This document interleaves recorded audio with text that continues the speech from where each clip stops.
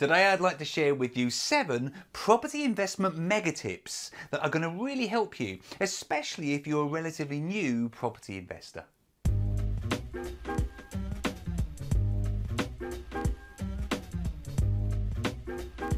Hi, my name is Tony Dorr from Your First 4 Houses, and my channel is all about helping you achieve financial freedom through property.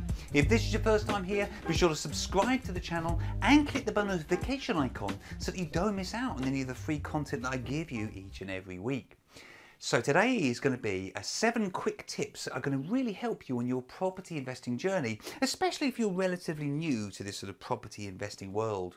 So tip number 1 that I'd like to give you is to consider your own home as a potential source of an investment.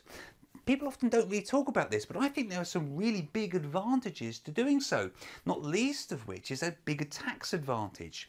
Although I'm not a tax specialist or an accountant, so you need to speak to your own accountant regarding this. But some of the advantages include the fact that you have time on your side. You can move into this property and then maybe go for planning to do something to the property.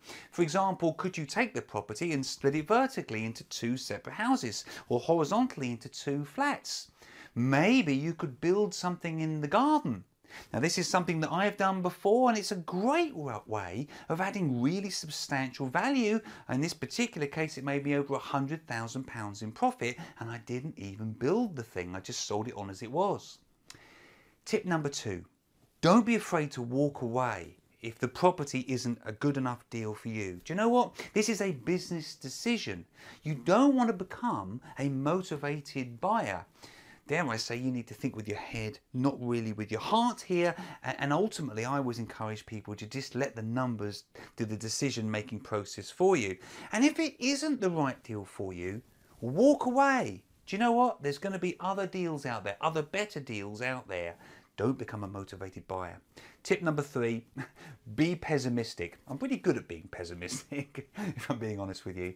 But be pessimistic specifically with the numbers. Factor in all of your costs. So I'm talking about your buying costs. I'm talking about your refurbishing and of course holding costs. And I'm also talking about all of your selling costs. Work out what they're going to be relatively pessimistic about those numbers and factor them into your equation.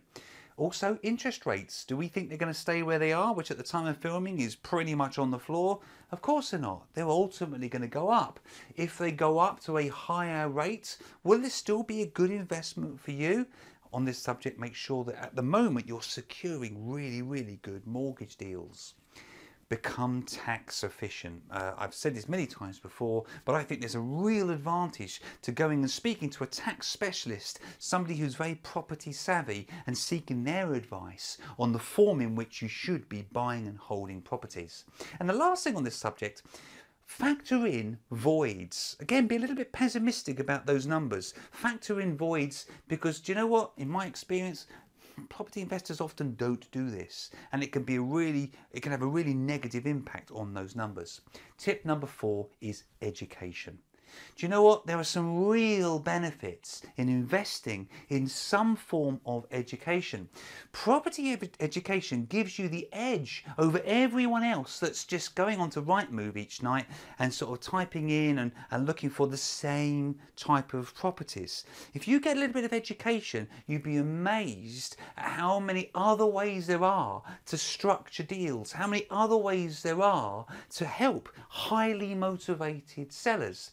Now I've done a lot of content I can actually help you with in this regard. You might want to check out this link here, or if it's not showing, just check in the description box below, because there's a really good free bit of content I can help you with here, which will teach you exactly how to invest in property the right way. So you want to take advantage of that, because education, honestly, it can make a massive difference.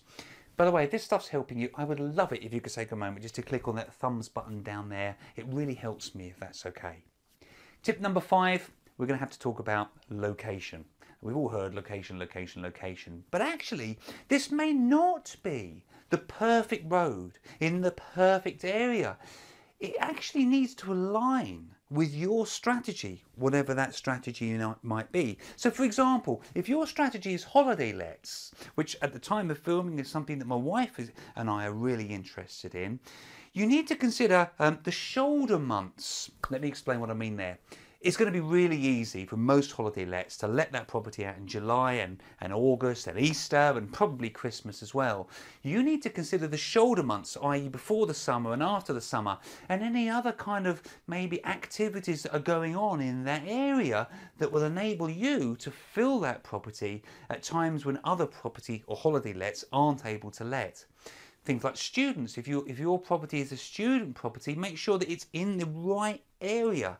No more than one bus route away, or ideally walking distance to the university. If it's a single family let, they're looking for specific things, aren't they? They want to be a little bit more residential and they almost certainly want a parking space. Whereas, for example, students don't want that. Point number 6, take action. Now, I know this is really obvious, but it's easy to talk about taking action, but you know what? So many people that I know, they learn, but they kind of stall a little bit, dare I say it, at the action taking phase. And you know what? It's actually in the taking of the action is where you do the deals. So let me ask you a question. Could you maybe go out next week and see 10 properties? So I'm not talking about going online and seeing them. I'm talking about walking through the front doors of 10 different properties. I'd suggest that most people, if they got themselves organised, could do that. Imagine how clued up you would be about your specific property type if you went out and saw 10 properties next week. When property 11 comes along and it was a really good deal, you'd recognise it, wouldn't you, as being a really good deal because you've just seen 10 properties that actually weren't as good as that. Ultimately, it's not about the learning, it's about taking action. And tip number 7, and that's lastly to do with house price rises. I'd like you to ask yourself this question. Would you buy that property if it never ever went up in value? If the answer is yes, do the deal. If the answer is no, I would encourage you to think again. For more tips and tricks like this, be sure to subscribe to my channel. And whilst you're here, grab this 50-point checklist because it's going to really help you the next time you want to buy an investment property. My name's Tony Law from Your First 4 Houses with online training that helps build your property portfolio.